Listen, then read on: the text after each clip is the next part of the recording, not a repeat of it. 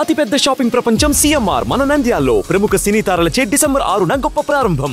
Welcome to Suman TV. నేను మీ సుబ్రహ్మణ్యం. ఆంధ్రప్రదేశ్లో కూటమి ప్రభుత్వం వచ్చినప్పటి నుంచి ప్రతిరోజు ఏదో ఒక వ్యాపార సంస్థల గురించి డిస్కషన్ జరుగుతూనే ఉంది. అమరావతి తర్వాత మన ఆర్థిక రాజధాని అయినటువంటి వైజాగ్లో వచ్చినటువంటి సంస్థల గురించి మాట్లాడడానికి మనతో పాటు Suman TV chief editor Keshav గారు ఉన్నారు. నమస్కారం సార్. నమస్తే. ప్రతిరోజు వింటున్నాం సార్, కూటమి ప్రభుత్వం వచ్చిన తర్వాత ఆ కంపెనీ వచ్చింది, ఈ కంపెనీ వచ్చింది అని చెప్పేసి. మనకు వైజాగ్ ఆల్రెడీ ప్రతి ఒక్కరు నోటిఫై చేసినారు, ఇది మనకు ఆర్థిక రాజధాని అని చెప్పేసి. సో అటుపక్క అక్కడ ఉన్న జనాలు కూడా ఏంటంటే మీరు అమరావతి తీసుకెళ్ళిపోయినారు, ఇక్కడ మాకేం మేలు చేయట్లేదు అని ఒక ఫీలింగ్ కూడా ఉంది. వీటన్నిటికి సంబంధించి చూసినప్పుడు వైజాగ్లో ఏదన్నా కార్యకలాపాలు స్టార్ట్ అయ్యేదానికి అవకాశం ఉందా సార్? ఖచ్చితంగా వైజాగ్లో అతి త్వరలోనే టాటా గ్రూప్ సర్వీసెస్ మొదలు పెట్టబోతుంది. Super sir. Tata Consultancy Services సంస్థతో టీసీఎస్ ఆల్రెడీ ఏపీ సర్కార్ ఒక అగ్రిమెంట్ చేసుకుంది. దురదృష్టవశాత్తు రతన్ టాటా గారు చనిపోక ముందర జరిగిన అగ్రిమెంట్ ఇది. ఈ అగ్రిమెంట్ జరిగిన 2 daysలోనే అనుకోండి బహుశా ఆయన చనిపోయారు. తర్వాత కూడా సర్వీసెస్ కంటిన్యూ అవుతాయని చంద్రశేఖరన్ సుబ్రహ్మణ్యం ఆయన మీటింగ్ అయ్యారు, కలిశారు. దీని తర్వాత గ్రీన్ ఎనర్జీస్లో కూడా ఇన్వెస్ట్మెంట్ చేస్తామని, సౌర పవన విద్యుత్ సంబంధించి 40,000 కోట్లు ఇన్వెస్ట్మెంట్ చేయబోతుంది టాటా గ్రూప్ అని కూడా ఆయన అనౌన్స్ చేశారు. అవును సార్. సో అది అయితే ఇక్కడ మీరు ఇందాక అన్నట్టుగా వైజాగ్లో పెట్టే అవకాశం ఉంటుందా, అమరావతికి అన్నీ వెళ్ళిపోతున్నాయా అంటే చంద్రబాబు నాయుడు గారు ఒక మోడల్ని అనౌన్స్ చేశారు. ఇప్పుడు కాదు, 2015-16లోనే అనౌన్స్ చేశారు. ఓకే. ఆంధ్రప్రదేశ్కి జియోగ్రాఫికల్గా ఉన్నటువంటి డిజార్డర్స్ ఏవైతే ఉన్నాయో వాటిని మనం అడ్వాంటేజెస్గా మలుచుకోవాలి అని చెప్పని ఒక నిర్ణయాన్ని ప్రకటించి వైజాగ్లో ఉన్న ఎకో సిస్టమ్ను ఉపయోగించుకొని ఐటీ, ఫైనాన్షియల్, ఫార్మా ఈ మూడింటికి కూడా క్యాపిటల్ చేస్తామని చెప్పని అప్పుడు అందుకనే అక్కడ మెడిటెక్ జోన్ అని చెప్పని వచ్చింది, ఫిన్టెక్ వ్యాలీ అని ఫైనాన్షియల్ సర్వీసెస్కి సంబంధించి అవన్నీ ఏర్పాటు చేశారు. ఇంటర్నేషనల్ కన్వెన్షన్ సెంటర్స్, ఐటీకి సంబంధించి కూడా కొన్ని కంపెనీలు తీసుకొచ్చారు. అప్పట్లో వచ్చినాయి. మిలీనియం టవర్స్ అని చెప్పని 2 phases టవర్స్ నిర్మించారు. ఓకే. జగన్మోహన్ రెడ్డి గారు ఋషికొండ భవనాలను కట్టుకోవడం కోసం టవర్స్ ఖాళీ చేయించారు. అక్కడే మనం ఒకవేళ రాజధానిని పెట్టుకుంటే హైదరాబాద్, విజయవాడ నుంచి కనుక అమరావతి నుంచి కనుక షిఫ్ట్ చేస్తే ఆ మిలీనియం టవర్స్లో ఉన్న ఐటీ కంపెనీలు అన్నింటినీ వెళ్ళగొట్టి అక్కడ స్పేస్ క్రియేట్ చేసుకొని ప్రభుత్వ కార్యాలయాలు పెడితే బాగుంటుందని చెప్పి అందుకని దాని దగ్గరలో ప్యాలెస్ కట్టించుకున్నారు, రిసార్ట్ మొత్తం కోలగొట్టేసి. ఓకే. సో ఇది జరిగింది. అంటే ఆ మోడల్ని ఇప్పుడు మళ్ళీ ముందుకు తీసుకెళ్లే ప్రయత్నం. ఇందులో ఫస్ట్ ఫేజ్లో ఉత్తరాంధ్రకి ఇవన్నీ ప్లాన్ చేస్తే అమరావతి ప్రాంతానికి ఇచ్చింది ఒకటి రాజధాని. రాజధాని అంటే ఏంటంటే ప్రతి కంపెనీకి సంబంధించినటువంటి అడ్మినిస్ట్రేటివ్ హెడ్ క్వార్టర్స్ ఉండేలాగా చూడడం. సో అక్కడ ప్రభుత్వ పాలనా భవనాలు, ప్రైవేట్ రంగానికి సంబంధించినటువంటి భవనాలు, అలాగే ప్రజలకి ముడిపడి ఉండేటువంటి వివిధ రకాల ఇన్స్టిట్యూషన్స్ని కూడా అక్కడ తీసుకురా. అందుకని ఎడ్యుకేషన్ కోసం, స్పోర్ట్స్ కోసం ఇట్లాంటివన్నీ అక్కడ ప్లాన్ చేశాం. బట్ అది ఇనిషియల్ ల్యాండ్ ప్రొక్యూర్మెంట్ దగ్గర ఆగిపోయింది అది. కాబట్టి ఆయన చెప్పిన నమూనాలో ఎక్కువ లాభపడింది ఆ రోజు వైజాగే, ఈ రోజు కూడా వైజాగ్. ఎందుకంటే ఆల్రెడీ అక్కడ ready to use eco system ఉంది. కాబట్టి మూడోది ఆయన చెప్పిన దానిలో కీలకమైన అంశం మ్యానుఫ్యాక్చరింగ్ హబ్గా రాయలసీమను చేస్తాను. దానిలో భాగంగా శ్రీ సిటీని ఎంచుకున్నారు, తిరుపతిని ఎంచుకున్నారు, ఓర్వకల్లు సెజ్ని ఎంచుకున్నారు, కడపలో కూడా ఒక సెజ్ ఏర్పాటు చేశారు, కడపలో కూడా ఒక ఇండస్ట్రియల్ కారిడార్ని అనౌన్స్ చేశారు. సో ఈ 4గిటితో అక్కడ మ్యానుఫ్యాక్చరింగ్ హబ్ రెడీ అవుతుంది అనేటువంటి ఒక ఇంకా కోస్టల్ బెల్ట్ని దృష్టిలో పెట్టుకొని ఫుడ్ ప్రాసెసింగ్ యూనిట్స్ అని కానీ, టూరిజం కానీ, మెడికల్ టూరిజం రిలేటెడ్ కానీ ఇట్లాంటివన్నీ ఆయన ప్లాన్ చేశారు. సో అక్కడ అమరావతికి వెళ్ళిపోయేవి లేవు, అలానే వైజాగ్ ఆగిపోయేది. సో ఇక్కడ ఇప్పుడు ఇమీడియట్గా 2 నెలల క్రితం జరిగినటువంటి ఒప్పందాల ప్రకారం టాటా కన్సల్టెన్సీ సర్వీసెస్తో ఐటీ మినిస్టర్ లోకేష్ గారు ఒక అగ్రిమెంట్ చేసుకున్నారు. 10,000 ఉద్యోగాలు ఇవ్వాలనేది ఒక ఎజెండా. సో వీలైనంత తొందరగా ఇది యాక్టివ్లోకి తీసుకురావాలనేటువంటి ప్రతిపాదనని ఆంధ్రప్రదేశ్ ప్రభుత్వం టాటా గ్రూప్ ముందర పెట్టింది. అందులో భాగంగా అతి త్వరలో మేబీ ఒక 1 monthలోనే విశాఖ కేంద్రంగా టాటా కన్సల్టెన్సీ సర్వీసెస్ పనులు ప్రారంభించడానికి అవకాశాలు పుష్కలంగా ఉన్నాయి. ఫస్ట్ ఫేజ్లో కనీసం 2,000 మందికి ఉద్యోగ అవకాశాలు అక్కడ వచ్చే అవకాశం ఉంటుంది. సో ఇది ప్లానింగ్ ఇప్పుడు నడుస్తుంది అనమాట. అంటే ఇంకొకటి ఏంటంటే ఒకవేళ 2,000 మందికి సరిపడా అక్కడ ఇన్ఫ్రాస్ట్రక్చర్ ఉందా, భవనాలు ఉన్నాయంటే ఆల్రెడీ అక్కడ కొన్ని కన్స్ట్రక్షన్స్ డల్లాస్ టెక్నాలజీస్ అని చెప్పని రిషికొండ హిల్ ఏరియా 2 ప్లేస్లో ఆల్రెడీ వాళ్ళు ఒక ఆఫీస్ భవనాన్ని నిర్మించారు. ఓకే. సో అక్కడ దాదాపు 1,400 మంది పనిచేయడానికి అనుకూలమైనటువంటి ప్రదేశం, ప్లగ్ అండ్ ప్లే సిస్టమ్ ఇప్పుడు రెడీగా ఉంది. Super sir. సో ఈ టాటా గ్రూప్ ప్లస్ ఏపీ గవర్నమెంట్తో కలిసి జరిగినటువంటి విజిట్స్లో ఈ అంశాలన్నింటినీ కూడా టాటా గ్రూప్ కన్సిడర్ చేసింది. కాబట్టి తక్షణం అలాట్మెంట్ చెప్తే అంటే ఆ సంస్థతో లీజ్ ఒప్పందం చేసుకొని అదే బిల్డింగ్లో టాటా సర్వీసెస్ మొదలవుతాయి. రిషికొండ ఏదైనా వాడేదానికి అవకాశం ఉందా సార్? రిషికొండ వాడేదానికి సంబంధించి అనేక ప్రత్యామ్నాయాలను ప్రభుత్వం ఆలోచిస్తుంది. కాకపోతే దానికి కొంత సమయం పట్టొచ్చు. కానీ వెరీ నియర్ టు రిషికొండ.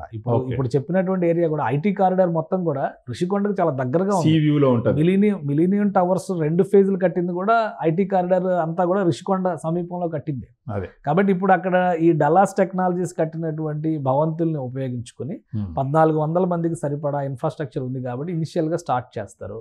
ఆ పక్కనే ఉన్నటువంటి స్థలాలను ఉపయోగించుకుని మరికొన్ని భవనాల నిర్మాణానికి కానీ ఇతర భవనాలను ఉపయోగించుకుని అక్కడ ఇన్ఫ్రాస్ట్రక్చర్ క్రియేట్ చేయడం కానీ చేస్తారు. అంటే మొత్తం మీద ఒక 6 నెలల కాలంలోంచి 1 ఇయర్ పూర్తిగా టాటా సర్వీసెస్ మొత్తం ఒక హెడ్ క్వార్టర్స్. అసలు ఇప్పుడు విశాఖపట్నానికి వచ్చిన పెద్ద సమస్య ఏంటంటే ఇప్పటి వరకు ఐటీకి కేంద్రంగా అంటే పెద్ద సంస్థ అంటే ఒకటే వాడికి అనిపిస్తుంది అక్కడ. ఇంత ముందర సత్యం కంప్యూటర్స్ ఉండేది, దాన్ని ఇప్పుడు టెక్ మహీంద్రా టేక్ ఓవర్ చేసింది. అది మాత్రమే ఉంది. పెద్ద ఇన్స్టిట్యూషన్స్ అంటే యాంకరింగ్ ఇన్స్టిట్యూషన్స్ అంటారు కదా, లీడింగ్ కంపెనీస్ అక్కడ వచ్చింది ఇప్పటివరకు ఏమీ లేవు. ఇన్ఫోసిస్తో ఒప్పందం జరిగింది, అది ముందుకు జరగలేదు. జగన్మోహన్ రెడ్డి ప్రభుత్వం వచ్చిన తర్వాత కూడా మళ్ళీ ఇన్ఫోసిస్ అక్కడ విస్తరణ కార్యక్రమాలు మేము చేస్తామని చెప్పింది, అది కూడా ప్రాసెస్ కాలేదు. ఎందుకంటే పాలసీస్తో వచ్చినటువంటి వేరియేషన్స్ వీటిని దృష్టిలో పెట్టుకుని పక్కన పెట్టారు. కానీ ఇప్పుడు టాటా టీసీఎస్ ఏంటంటే పూర్తి స్థాయిలో విశాఖ కేంద్రంగా పనిచేయడానికి సన్నద్ధత ప్రకటించింది. ఇన్ఫోసిస్ కూడా అక్కడి నుంచి యాక్టివిటీ ఉంటుంది. ఇంకా మరికొన్ని అంతర్జాతీయ స్థాయి సంస్థల్ని విశాఖ కేంద్రంగా తీసుకురావడం కోసం రాష్ట్ర ప్రభుత్వం ప్రయత్నాలు చేస్తుంది. ఇవి కనుక సక్సీడ్ అయితే రాబోయేటువంటి 1-2 ఏళ్లలో ఒక మంచి IT related eco system Vizag develop అయ్యేటువంటి అవకాశాలు అయితే పుష్కలంగా ఉన్నాయి. ఈవెన్ ఐటీ కూడా బాగానే ఉంటుంది సార్. ఎందుకంటే ఇప్పుడు మీరు సముద్ర తీరం ఉన్నటువంటి ఐటీ కంపెనీస్ ఓన్లీ చెన్నైలో ఉంటుంది, ఓఎంఆర్ రోడ్లో తప్పితే. ఇంకా బాంబేకి అది ఇంక మామూలే. అది బెంగళూరుకి హైదరాబాద్లో లేనటువంటి సీ వ్యూ, బీచ్ లైఫ్. అంటే ఐటీలో పనిచేసే వాళ్ళంతా కుర్రోళ్ళు ఉంటారు సార్, కొంచెం mid-30s mid-20s ఉంటారు. వీళ్ళకి ఇలాంటి ఒక వాతావరణంలో కంపెనీలు వచ్చినాయంటే వీళ్ళు వెళ్ళటానికి కూడా చాలా పాజిటివ్గా ఉంటారు అనమాట. సో ఆ రకంగా వైజాగ్లో తొందరలో టీసీఎస్ కార్యకలాపాలు స్టార్ట్ అయ్యేదానికి అవకాశాలు అన్నీ ఉన్నాయంట. అంటే వైజాగ్ని ఎంచుకోవడంలో కూడా ఒక మేజర్ రీజన్ ఉంది. ఎందుకంటే ఈస్టర్న్ కారిడార్లో మీరు కలకత్తా నుంచి చెన్నై వరకు చూస్తే ఐటీని హోస్ట్ చేసే కెపాసిటీ ఉన్న సిటీ ఏది లేదు, ఒక చెన్నై మినహా.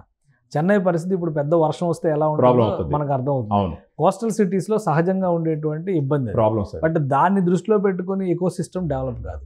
అయితే అక్కడ ఇప్పుడు వైజాగ్ లో ఏంటంటే మొత్తం కాస్మోపాలిటన్ సిటీ, అలానే ఈస్టర్న్ నేవల్ కమాండ్ కి హెడ్ క్వార్టర్స్, ఇండస్ట్రియల్ సెక్టార్ లో పోర్ట్ బిల్డింగ్ లో ముఖ్యంగా సీ పోర్ట్ విషయంలో వీటన్నిటిలో కూడా వైజాగ్ ఒక ప్రత్యేకత ఉంది. కలకత్తా నుంచి మీరు చూసినప్పుడు అట్లాంటి అడ్వాన్స్డ్ మోడర్న్ సిటీ మీకు ఎక్కడ కనపడలేదు. సో ఇది ఈస్ట్ కోస్ట్ లో చాలా ముఖ్యమైనటువంటి పాయింట్ నగరం. సో అందుకని చెప్పనే విజయవాడ కానీ, అమరావతి కానీ, తిరుపతి కానీ ఇవన్నీ కాకుండా సాఫ్ట్వేర్కి, ఐటీకి వైజాగ్ సూటబుల్ అని చెప్పని అప్పట్లోనే డిసైడ్ చేశారు. కంబైన్డ్ స్టేట్ లో కూడా వైజాగ్ లో ప్రోత్సహించేటువంటి ఆలోచన చేయబట్టే సత్యం కంప్యూటర్స్ అప్పుడే వచ్చింది. సో ఆ సిస్టమ్ ని ఇంకొంచెం స్ట్రెంథన్ చేసి ఉంటే బాగుండేది. గత 5 ఏళ్లలో అలాంటి ప్రక్రియ జరగలేదు కాబట్టి ఓ పెద్ద లాస్. ఇప్పుడు ఒక ఎంఎన్సీ స్థాయి కంపెనీలు కనుక వైజాగ్ లోకి వస్తే, వైజాగ్ అంటే ఇప్పుడు రిషికొండ ప్యాలెస్ మాత్రమే అనే ఫీలింగ్ ఉంది కదా, దాన్ని ఒకసారి అలా తుడిపేసి వైజాగ్ ని ఐటీకి ఒక కేంద్ర స్థానంగా చేస్తే ఖచ్చితంగా అది అడ్వాంటేజ్ అయ్యే అవకాశం. అవును, అటువైపు మీకు మ్యాన్ పవర్ విషయంలో కూడా ఒడిశా నుంచి, బెంగాల్ నుంచి, ఇటు ఆంధ్ర, ఛత్తీస్గఢ్ నుంచి కూడా, తెలంగాణ నుంచి కూడా కొంత అటు నుంచి అటు వెళ్ళేటువంటి అవకాశాలు ఉంటే వెళ్ళొచ్చు ప్రిఫరెన్స్ ని బట్టి. కానీ ఆ ఏరియాలో ఉన్నటువంటి హ్యూమన్ రిసోర్సెస్ కి మంచి సెంటర్ పాయింట్ అవడానికి వైజాగ్ అన్ని రకాలుగా కూడా అర్హతలు ఉన్నాయి. ఖచ్చితంగా బెస్ట్ డెస్టినేషన్ అవుతుంది. రీజన్ మీరు చూసినారంటే సార్, బెంగళూరులో ఈ ఐటీ వాళ్ళ వల్లే ఎక్కడ లేని ట్రాఫిక్.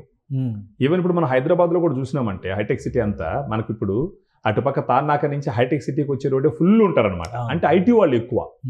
ఇప్పుడు ఇది ఇంకా పెరిగి మళ్ళీ ఇంకా ఇబ్బందులు రాకుండా ఉండాలంటే బెంగళూరు, చెన్నై, హైదరాబాద్ తీసుకున్నా కూడా ఐటీకి నెక్స్ట్ బెస్ట్ డెస్టినేషన్ ఖచ్చితంగా వైజాగ్ అయ్యిందంటే.